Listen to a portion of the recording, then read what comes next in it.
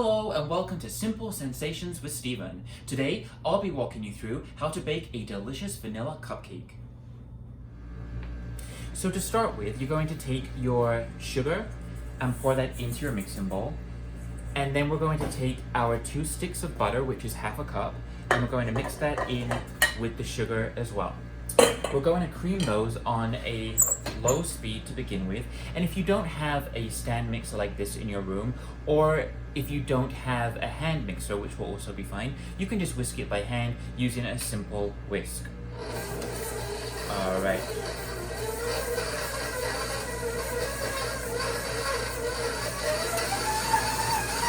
I'm going to turn that up to a medium speed, just to kind of get everything going. You want to get a nice creamy texture between the granulated sugar and the butter.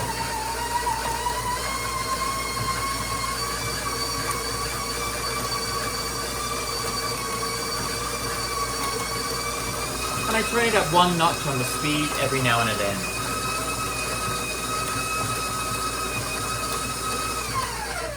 Wonderful. And if you're looking for time references in there, you can do that for about a minute. That would be plenty.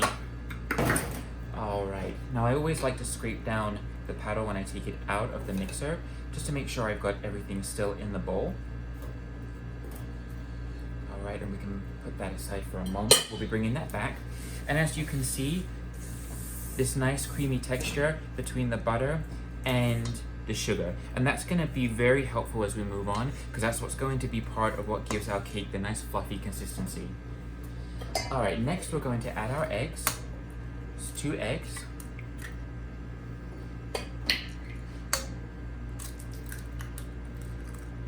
Wonderful. Alright. I'm going to put that back into the mixer, and we're going to combine those until they're fully integrated.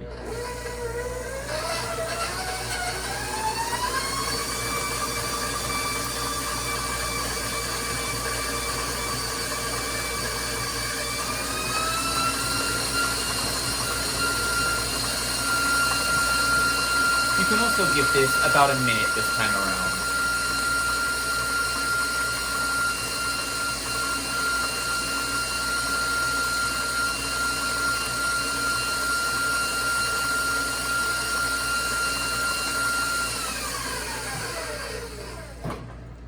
Now every time I stop the mixer, as I mentioned before, I like to scrape down the paddle here to make sure I've got all of the ingredients still in the bowl.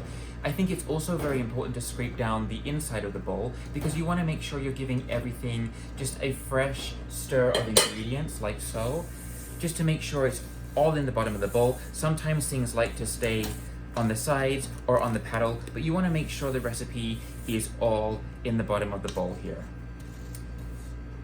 Alright, I'm going to set that aside. The next thing you're going to do is take your flour. In this case, I'm using an all-purpose flour. That's my personal preference. If you want the cake to be just a little softer and not so much on the pound cake side, you can use a cake flour, which is much more refined. Into my 2 cups of my all-purpose flour here, I'm going to add my half a teaspoon of salt and my 2 teaspoons of baking powder. And I like to give those just a little shake around, so it's kind of all of your dry ingredients in one bowl. Adding this into my mixture,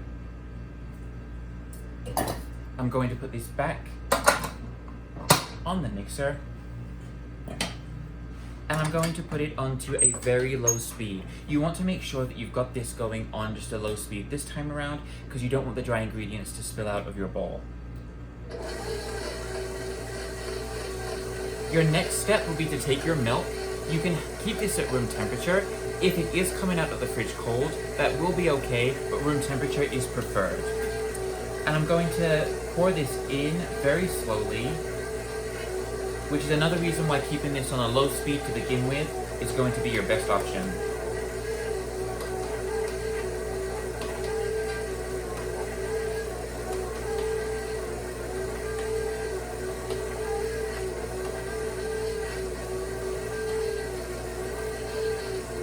Once you have that all in, you will start to see your cake recipe just coming together, it's going to look very creamy and it's going to have a nice yellow color to it.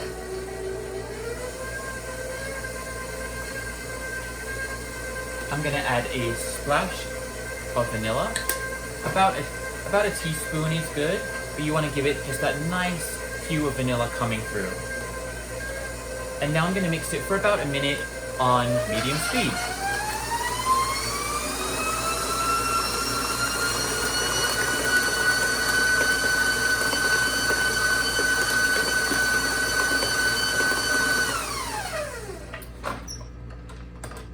Back to scraping down the bowl. This time, the scraping of the bowl is very important. I always like to do it in the middle of mixing up the entire mixture. That way you're getting everything from the bottom of the bowl, everything off the paddle, and you're making sure that it's all completely in your recipe. If you don't have a spatula like this one, you can use a spoon, a fork will even be good, as long as you can get to the bottom of the bowl like this. And make sure everything that's collecting there at the bottom, which it does like to do, is all turned up and put back on top of the recipe. There we go. That cake batter looks absolutely silky and delicious. And we'll put it back on one more time for about a minute. And you can do medium speed here.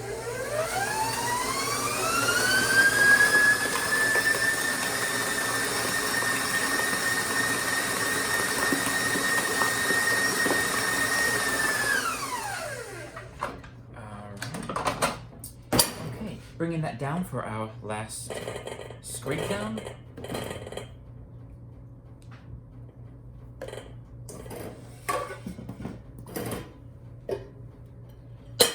Okay, now here's the fun part.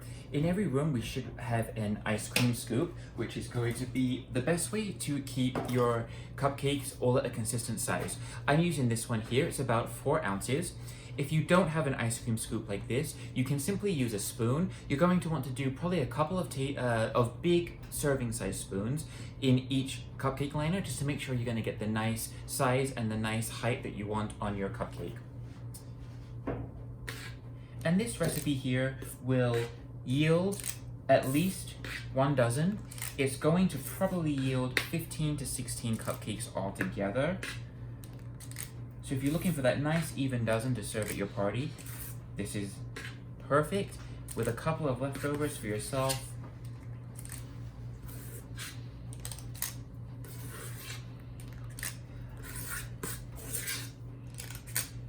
And as I mentioned, this ice cream scoop is going to keep them all about the same. They're going to be very consistent. All right, once you have them in your liners, it's time to put them in the oven. And now your cupcakes are ready for the oven. You should have already preheated your oven to 375 degrees, and we're going to put them in the oven on the top shelf for 15 minutes.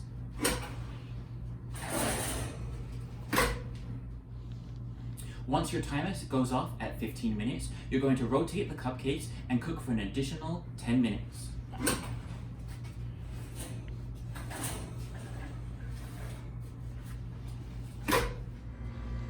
Time to check and see if your cupcakes are ready. Using a toothpick, you're going to insert that inside the cupcake. If it comes out clean, your cupcakes are ready.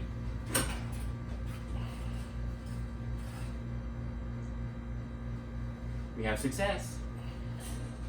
And now it's time to let your cupcakes cool. Thank you for joining Simple Sensations with Stephen on our first lesson of how to do a fabulous vanilla cupcake.